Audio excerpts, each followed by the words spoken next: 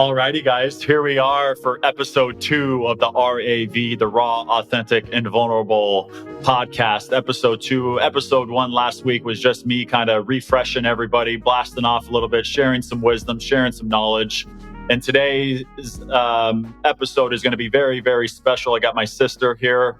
But before we get there, again, just want to always take the time to thank everybody at Sportspreneur for creating this platform for me to come and continue spreading awareness around the fact that we all struggle. It's not just that 1 in 5 that a lot of the big mental health corporations continue to put out. It is 5 in 5. You may not have a diagnosis, right? You may not struggle every single day, but I guarantee you, nobody is getting through this lifetime unscathed. We will all struggle. We will all suffer.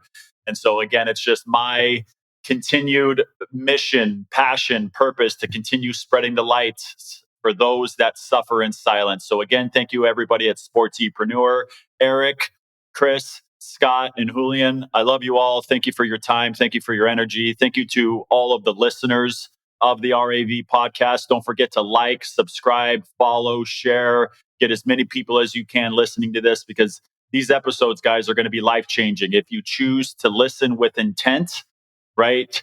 It can potentially help you in your own life, in your own struggles, and just always remembering that you do not need to suffer in silence. You are not alone. Everybody's struggling. So don't be afraid to open up to somebody that you trust and that can hold space for you. So again, thank you so much. And we will dive in. Again, as I said, it's my sister. I will allow her to introduce herself, her name, and then we'll just kind of dive in. It's going to be a special, raw, authentic, and vulnerable episode. Go ahead. Thank you, brother. Hi, everyone. My name is Sarah Newton. As Jacob said, I am his sister, his younger sister, by just a hair. And I'm so happy to be on here to share my story a little bit with you guys and do exactly what this platform is meant to be: raw, authentic, and vulnerable. Yeah, guys. So this is going to be, I said it in the last episode there. If you want to not take on the energy that's going to be casted out in this episode and on any episode, tongue on the roof of your mouth, constrict your throat a little bit and breathe deep into your belly. That's how we can have empathy for people. We don't want to have sympathy, because the moment you sympathize with them, you take on their energy. That is no longer a safe space. So today we're going to be diving in. It's going to be even more special because this will be her first time ever sharing her story on a platform like this. Of course, she has shared with me. I know her past. We experienced a lot of the same things growing up. Of course, she has shared with friends and close loved ones, but she has never come on in the powerful, powerful seat of vulnerability in this space. So if the emotions come, when the emotions come, just give us time. We're gonna dive in, but nonetheless, again, as I've said, we have experienced a lot of the same stuff in regards to sexual abuse, not having those positive male role models in our life, being emotionally neglected, having our realities denied. And to just come on here today and to spread some light, it's going to be powerful. So Sarah, you are free to literally share anything you would like. You don't have to go into deep details about the things, as I chose not to. I don't think it's necessary. But yeah, you're free to share whatever you would like. Start wherever you would like. Actually, I will lead us off really quick. It was about a year and a half, 2 years ago.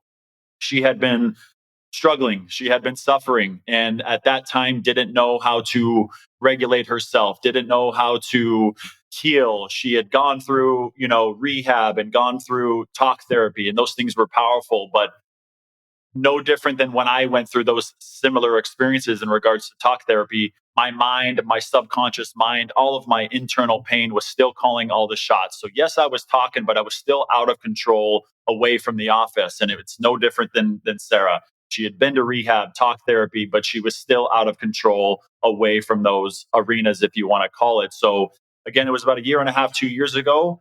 She made some decisions that led her into some unfortunate consequences, and she was being cast off and being pushed away from people close to us. And I think such a big part of her healing was the fact that I sat down with her and stared her straight in her eyes, and we just held each other's hands, and I wasn't going anywhere. I wasn't going to cast her off, because I get it. I've done a lot of work, so I understand the pain that she was experiencing then. But I know for her, that was a massive, massive catalyst in deeper healing, to know that even when I'm struggling, even when I'm at my lowest, I have somebody that's there that loves me, that can hold space, and she can feel seen, she can feel heard, she can feel understood. So that is in our adult life. And then I will allow her now to take you guys back through the things that led her and I to be sitting across from each other. Nothing but love, nothing but understanding. So, Sarah, go ahead.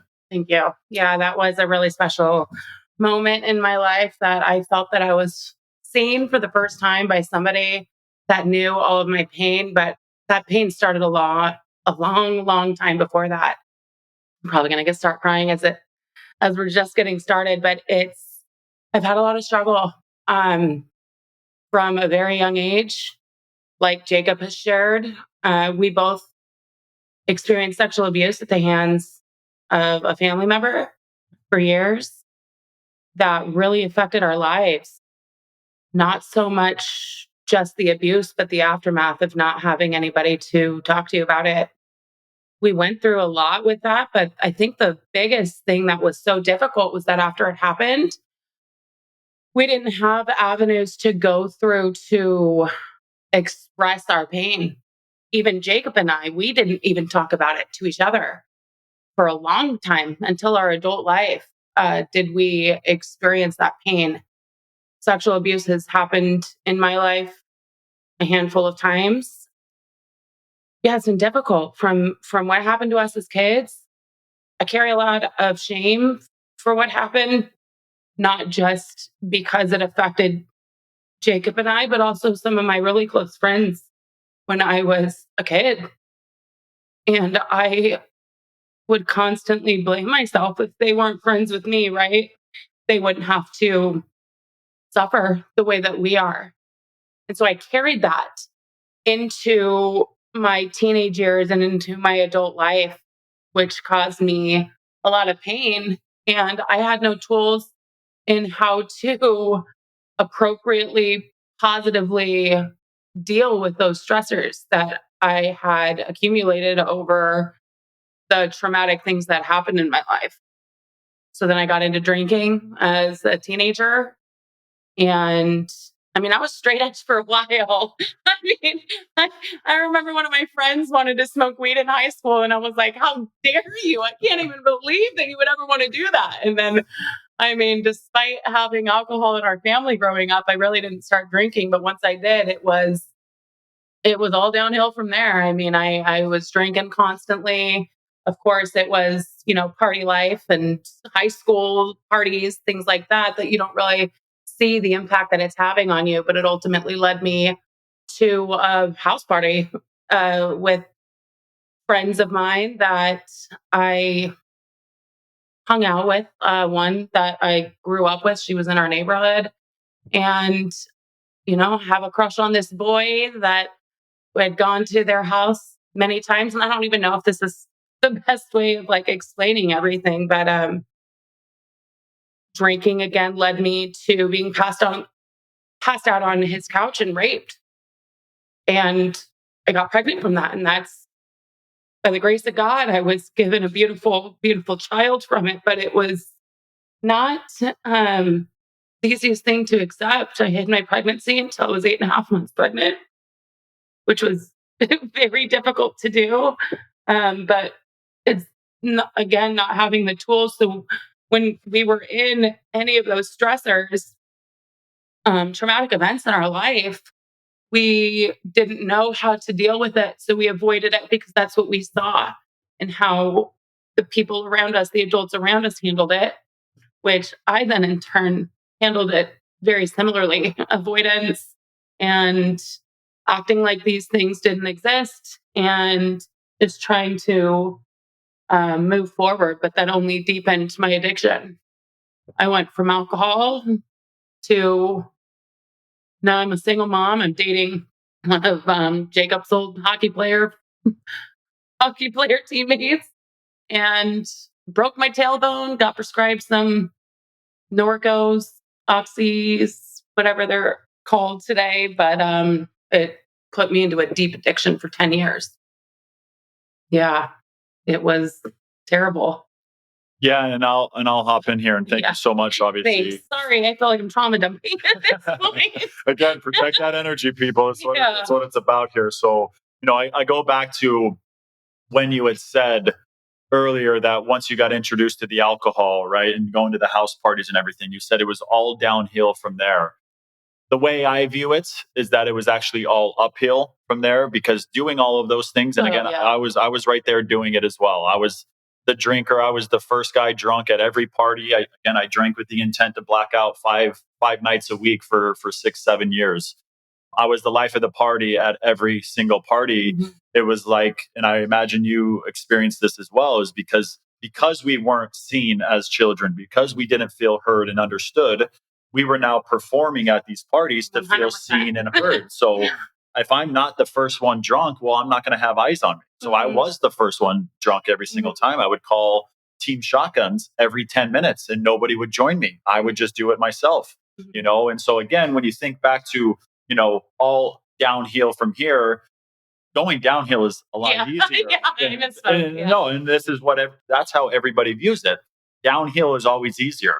So when we're in our suppressive states of trying to numb ourselves, that is actually uphill. We're carrying this boulder up the hill, and it's painful and it's a struggle. And sometimes one arm is weak and the frickin' boulder collapses on you. You go from just alcohol and then you introduce pills. Mm-hmm. And then of course there's marijuana in there. And then there's just a repeating of cycles that, hell, yes, we were aware of as kids. We saw it firsthand. We experienced it firsthand.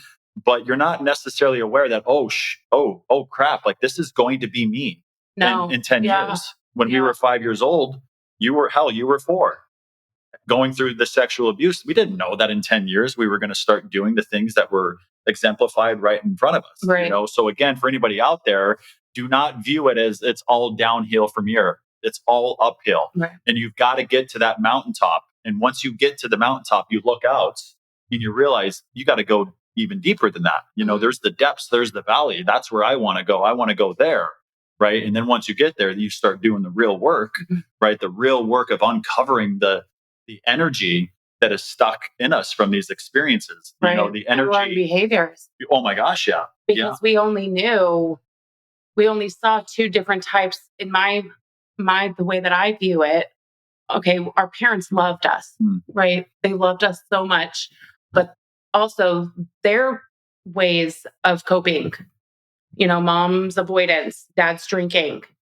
We don't realize that we're actually picking up on those things and that's how they're handling their stressors. We just thought that's how they are, right? We don't realize dad's drinking because he's depressed and X, Y, and Z when we're kids, right? Maybe as we start growing older, we recognize that. So these little habits that we see, okay, that this is normal. This is a normal way to cope, to avoid, to not speak about it, and to use these types of external ways to cope with our pain versus actually working through it. Yeah. It's again, we're searching externally for things, for substances to make us feel okay. Because again, and this isn't just true for just us because we have that sore thumb experience, right? This is true for so many people out there, and it's traumatizing when you have your reality denied consistently as a child. Again, you start experiencing any type of emotion, and if your parents didn't know how to regulate themselves, right, your emotions would trigger them to experience emotions that they weren't comfortable in facing, right? So in an attempt to co-regulate, use you to regulate themselves, they have to shut you down.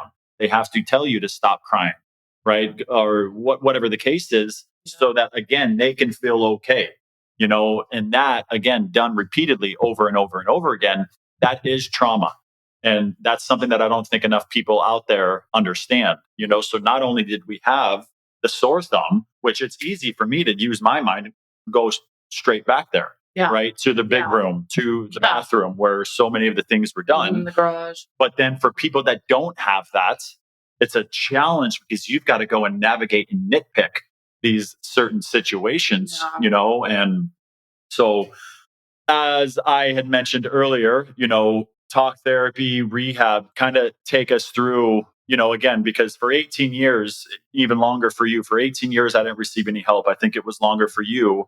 But once you went and did that, made the choice, or maybe it wasn't even your Oh, it was choice. my choice. Yeah, to go to rehab. What were those experiences like? What was it like on a day to day to be in a building that was full of people that had trauma, that had struggles and suffering, but not having the outlet to go and then numb and suppress? You Yeah. have to. I don't know what the experiences are like in there. So if you could, Yeah, I maybe mean, it dive into was that. it was it was wild because I think that a lot of people, especially functioning addicts that carry their jobs and still have relationships outside of solely focusing on their next high, you tend to think that it's not as bad as it is, right? So you can still look at another addict that's way worse and be like, oh, I'll never do that. I'll never be there. I'll never do all these things. So you try to separate yourself when in reality you are all struggling exactly the same way. You're coping from traumas of some sort, and the way that you're coping is to avoid by poisoning yourself by drugs, alcohol, what have you. So I made the decision to go. I mean, it was that, or I was getting close to wanting to just end it. I just felt like I was at the depths of despair at that time, and called our sister and told her, look, it's either I need to go or I'm scared of what I may do. So it was really nerve wracking. Our brother helped me get into a center. I went through American Addiction Centers in Oxford, Mississippi, which was a huge, huge culture shock for me. I'd never been to the South, so that was different. But I think actually being it was terrifying. I mean, it was terrifying at first until you get to, I guess you'd say, out of the detox portion and you're actually face to face with a lot of these people and you can relate to so many people and you can see that even your own prejudgments of people are so far off from what you think and also what puts you into reality as well, that you're no different from anybody else based on their life experiences when it comes to addiction. It can there's a saying that was said there. It's park bench or parks or Central Park. It doesn't. This disease does not matter. It doesn't matter whether you're living in Central Park or you're living off a park bench. The disease doesn't care about us. And so it was challenging. Definitely, obviously, being away from my son, but mainly just having the ability to have real talk therapy for the first time. I tried it a few times before, years and years prior to that, and admitting a lot of things that I hadn't admitted to anybody, personal things, and then a lot of the abuse that I had experienced throughout my life and a lot of the shame that I carried. I overdosed twice when I was in addiction. And by the grace of God, I'm still here today to talk about it. But it's not an easy thing to recognize that you're a parent and you have subjected your child to the same cycles that you were subjected to that caused you to be in the place that you're at. Yeah. It takes a lot of self-reflection to realize you're doing exactly the thing that you've tried so hard to get away from. So it was a great experience. I would do it again in a heartbeat if I were in that same position. Yeah. It's really hard to ask for help and to think that these random strangers are going to get you and understand you, but it really does. It really does work magic when you let go of that fear, because it's all fear going to. At least it was for me. It's going to a place where you know nobody. You're not with your elixir at the time. I mean, by the time I went to treatment, I was no longer using pills. I had moved to Virginia and I mean, I was using another form of opiate. I was doing cocaine and drinking. And it was that, I thought when I left the pills, I didn't have a problem, right? I could manage my drinking. I can do all the fun things that when in reality, I was consistently trying to escape the trauma that I'd never faced in my life. So it took some time. But yeah, it was quite an experience going to treatment. Definitely. Yeah, and it's interesting too because and again, thank you so much for sharing all that. It's when you're in the midst of the repeating of the cycle, Hmm. you're not aware of it, right? So Absolutely not. you have no idea that what you're doing is literally just that. It's a generational cycle. Hmm. So as I shared in the last episode, on one side of our family we have alcoholic, and on the other side we have the sexual abuse. And it's not to say that we are continuing those cycles. We had continued Yeah. the alcoholic because I know I was for again those 6 7 years. Yeah. I know you were, Yeah. and I'm on my phone here. I don't like doing that, but there's something that I have. I don't know if anybody knows. I'm sure a lot of you do know of Russell Brand. He is such a powerhouse, and he talks a lot about what the actual gateway drug is. And it's not marijuana. It's not alcohol. It's not oxy. It's not Vicodin. It's not cocaine, heroin. It is none of that.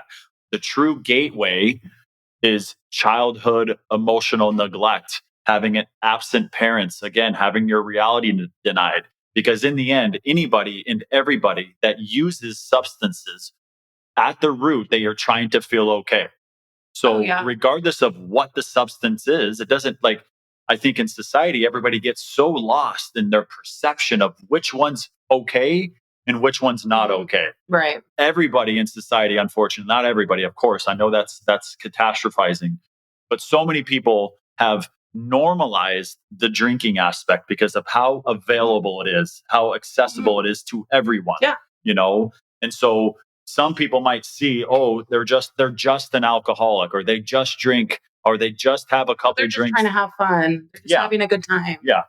Or again, the big corporations out there at one point were saying that one glass of wine is good per day, Yeah. or just a couple drinks is okay. It's good for your brain, or it's good for your heart.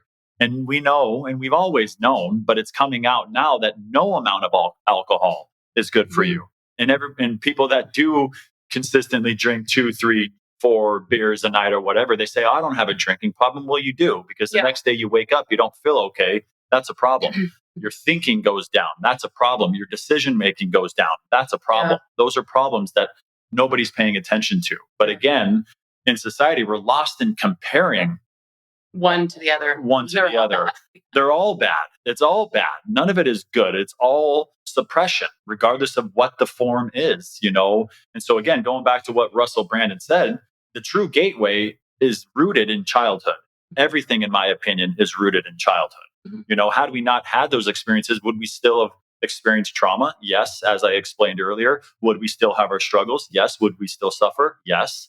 But again, the sexual abuse, the emotional abuse, the physical abuse, that stuff is so powerful, and what it does to your brain, right? Especially at young ages that we were when we experienced it, when our brain hadn't even fully developed.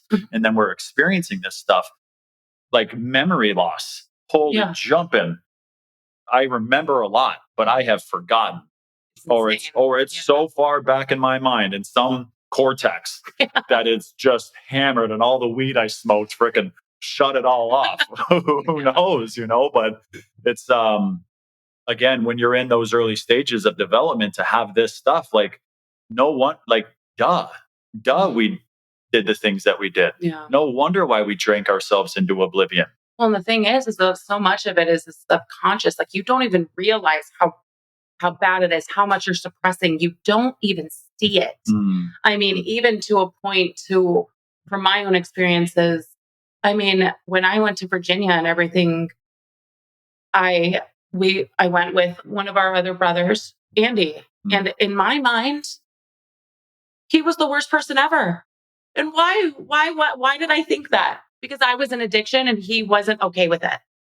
And so I literally would convince myself that this is just the worst thing ever. And I've given myself every single reason to use. And I did not even see it. I wholeheartedly believe that. It's such a deep rooted thing that happens when you are under the influence. It is so much deeper than you actually realize. Yeah. Because looking back now, I can't believe what I put Andy through. It shocks me. But I was wholeheartedly convinced that I just had it so bad.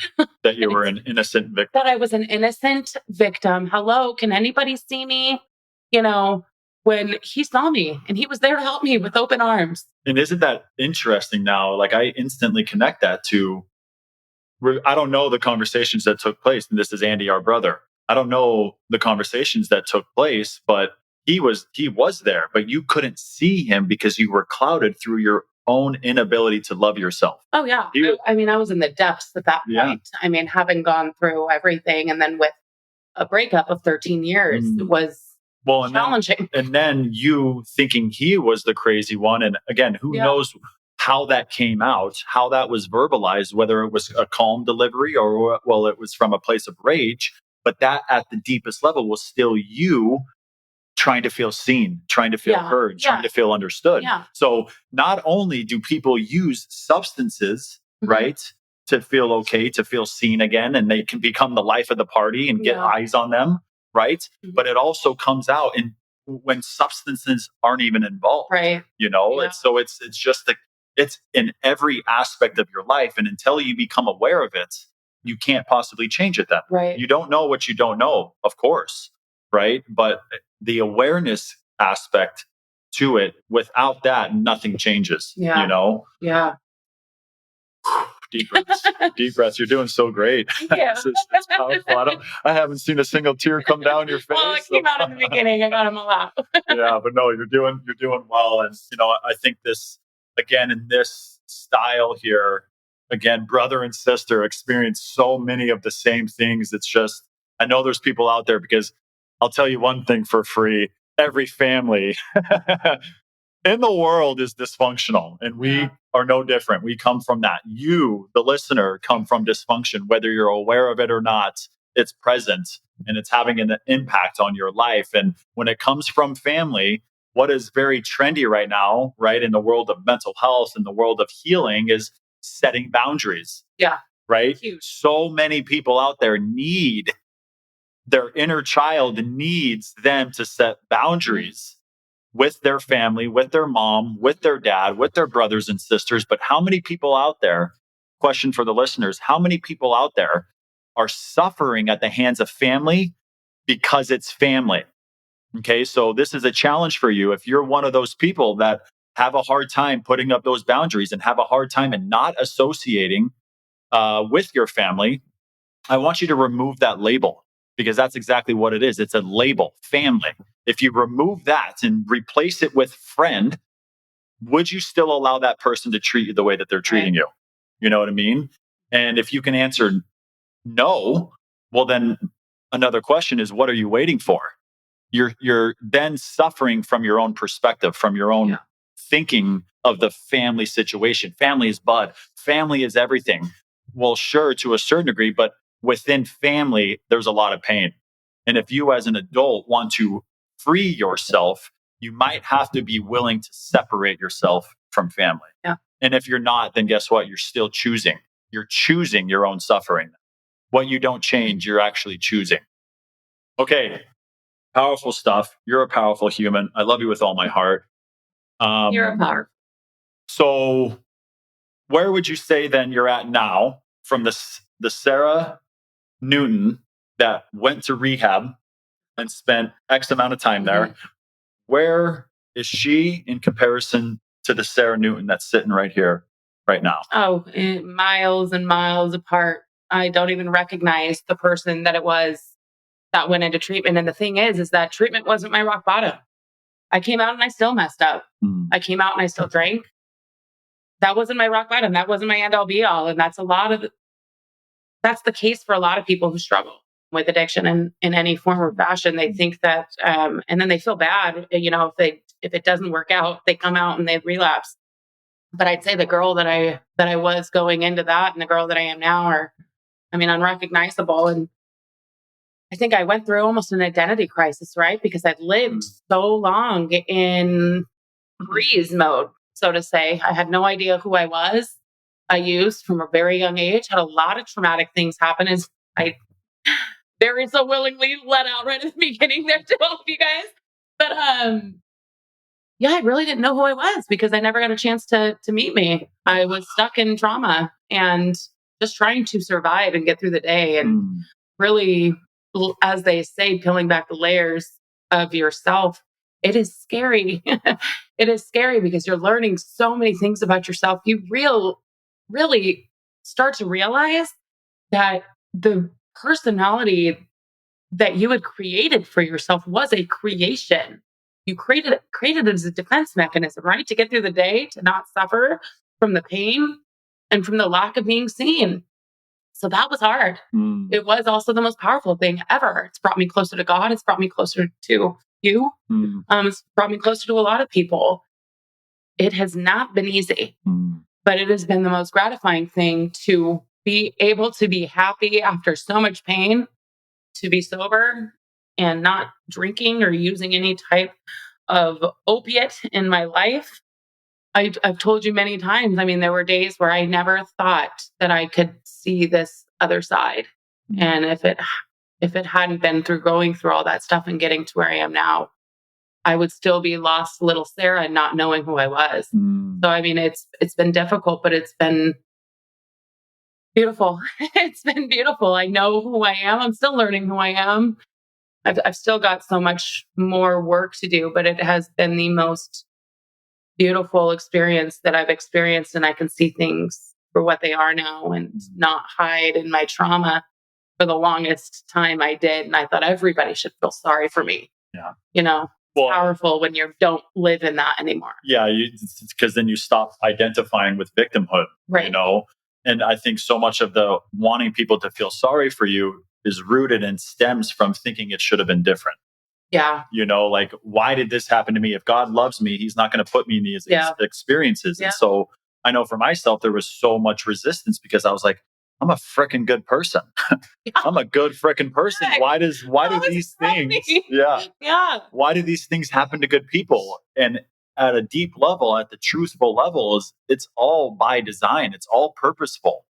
If we didn't experience those things, we don't get to come on here and share to help somebody out there that's listening. Not just one person. Screw that.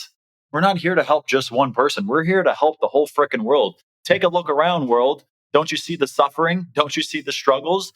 And it's, in my opinion, that the global suffering is a projection of the individual suffering. Yeah. So if we just had everybody across the world working on themselves intentionally, consistently, daily, we would see true peace.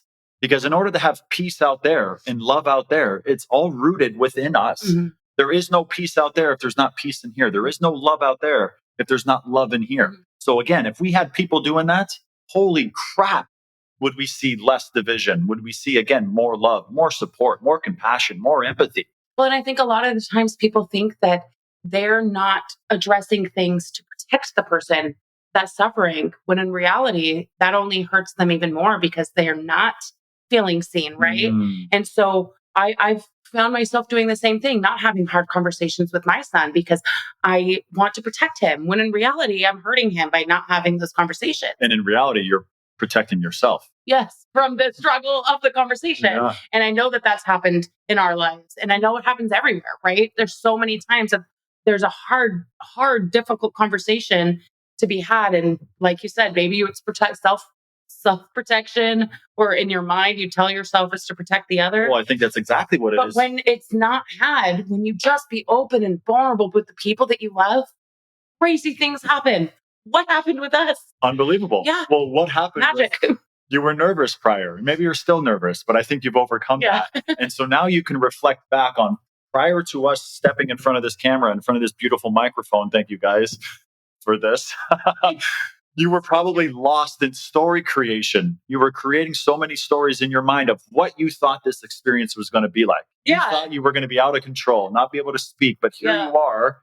None of those stories came true, and you're freaking rocking it. Well, it started, even in the beginning when you kind of let it off to me, I got in my head and I'm like, oh, do I just tell my whole life story right now? And so even then but it's having that, being able to breathe and settle yourself and get, feeling a little bit better.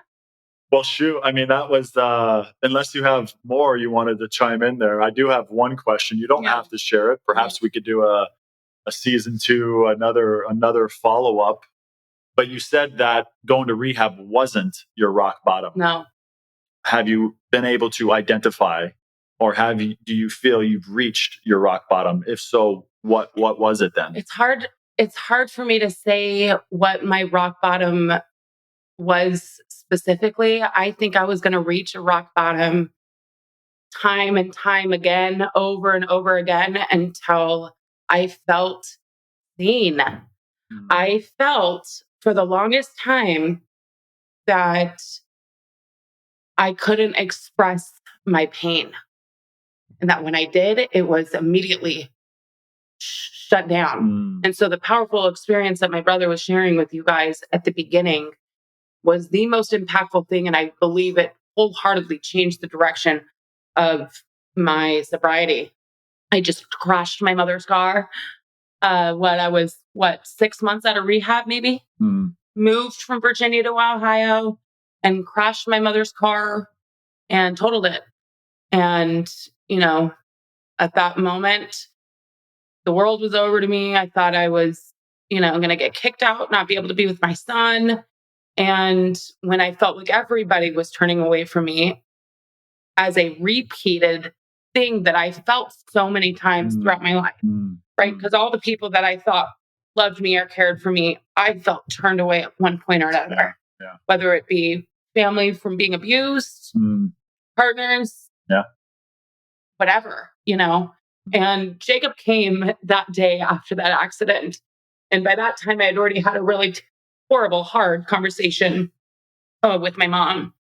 And she told me I couldn't live there anymore and that I couldn't take Levi with me. And you came and you sat me on the ground and you didn't say one word. You said, just look at me. Just look in my eyes, just breathe with me. And we're not going to say anything. And I think we sat there for what? 22 minutes. It was the longest time ever. And, but honestly, it was the craziest experience and feeling, because for the first time, I felt like people didn't see my behaviors. They saw my pain. And being validated in that way, that like, look, I see you and I see that you're hurt. I don't see the actions that you're doing because you're hurt. And finally feeling validated in that way really was a huge pivot in my life. And I told you I'll never be able to thank you enough times, because I don't think you understand the impact that moment had on my life.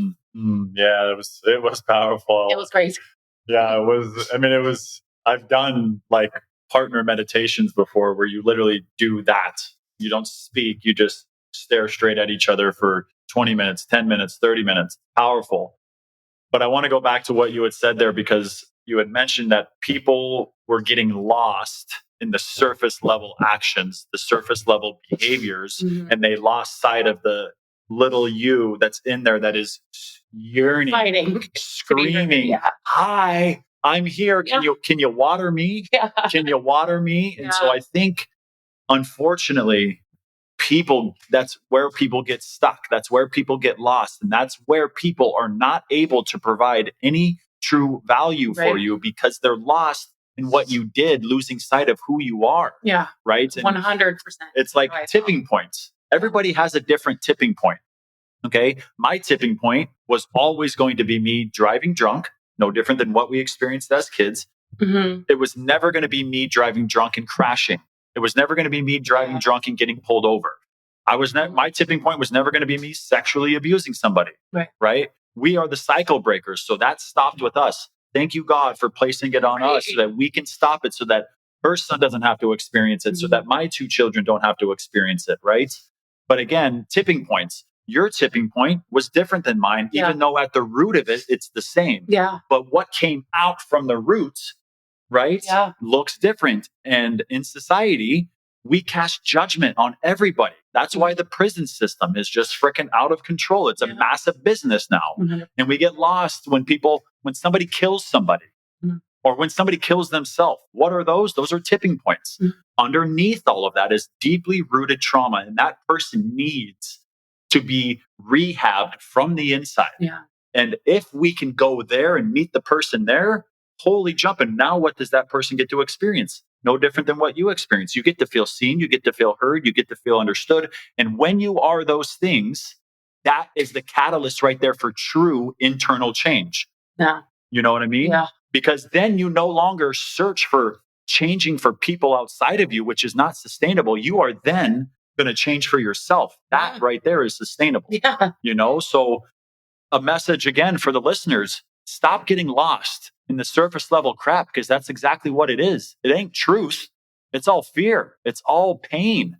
Go deeper, see somebody deeper. But the only way you can do that is if you're seeing yourself at those levels, right? Right. The only way you can give love is if you have it. And the only way to have it is you've got to love yourself. Yeah. Somebody posted something on Facebook the other day in regards to respect, talking about, is it just given? Is it earned? Should it only be for people that are older than you?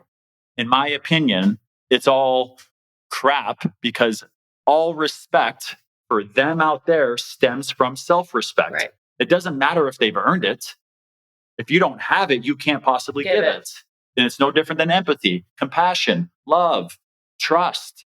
So many different things that, again, I just don't think people understand that what's on the inside is going to project on the outside. Every single day, every single moment, when you're feeling good in here, you're going to love people like crazy. Oh, I want to hug you. Let me get some of that love, baby. But if you're feeling bad, it has no other option but to project outwards. Right. So again, if you want a better world, it starts with you. It's not about you, but it starts with you. You know what I mean? Yeah.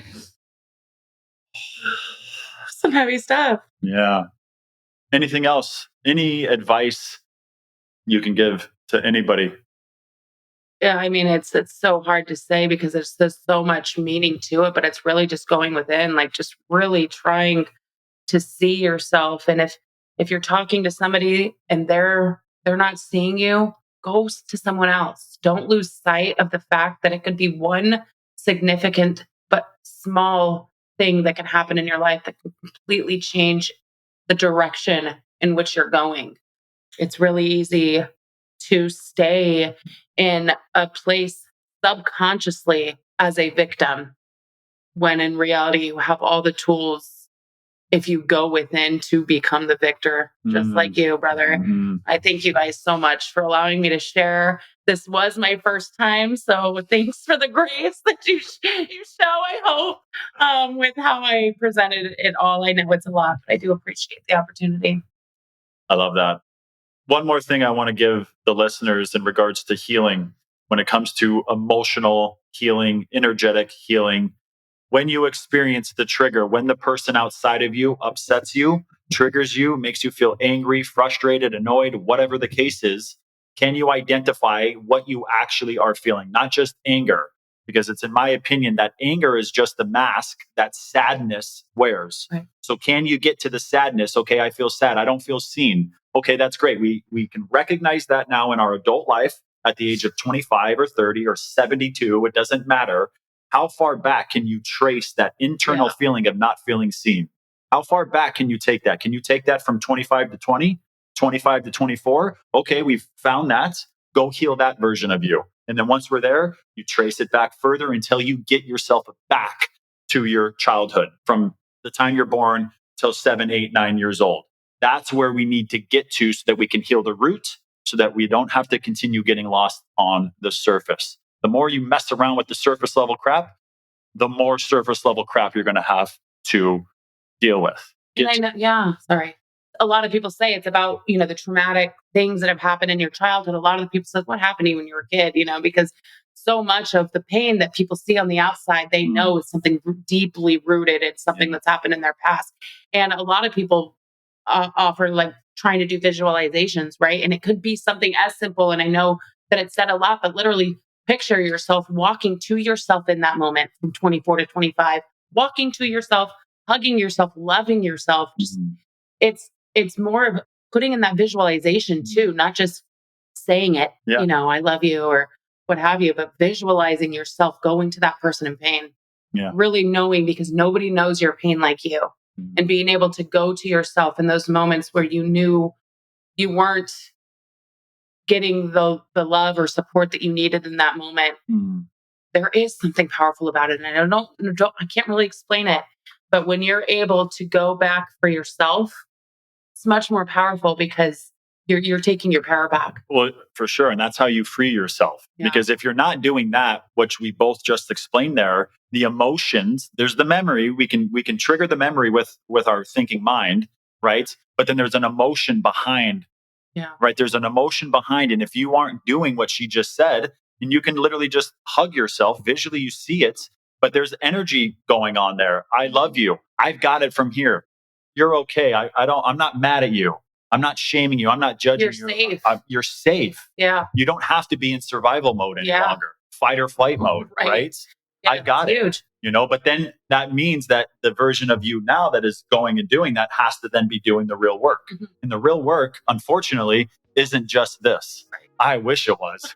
Oh, mama, do I wish it was so healed. But it's deeper than that, guys. It's deeper than that. So I think that can be it for today's episode. I think we're right around the same amount of time as episode 1 there, 47, 54, 55. Let's go, baby.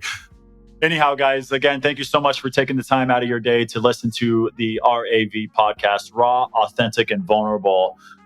This might get up on YouTube, so we're going to give each other a heart-to-heart hug. Always heart-to-heart, left side, not right side. Touch your hearts, baby. And again, thank you guys so much. Like, follow, subscribe, Sportsepreneur, the RAV podcast. This was episode 2. Next week, we'll come on for the 3rd episode, which is probably going to be with essentially our sister, even though it's not. She grew up right next door to us, and she's got an incredible story that I know she's excited to share with you all. So again, thank you so much for your time, your energy. Nothing but love, nothing but understanding, nothing but true vulnerability, which is true strength. Stay well, stay blessed, stay grateful, and love yourself. Woo, that's a wrap.